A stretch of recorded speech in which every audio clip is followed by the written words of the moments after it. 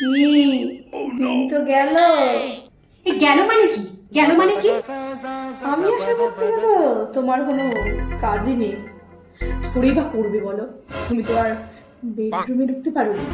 তুমি দেখেছো bedroom dining সব জায়গাতে শুধু আমি শোনো, মাঝে মাঝে বাথরুমেও চলে যাচ্ছি কিছু কিছু জায়গা।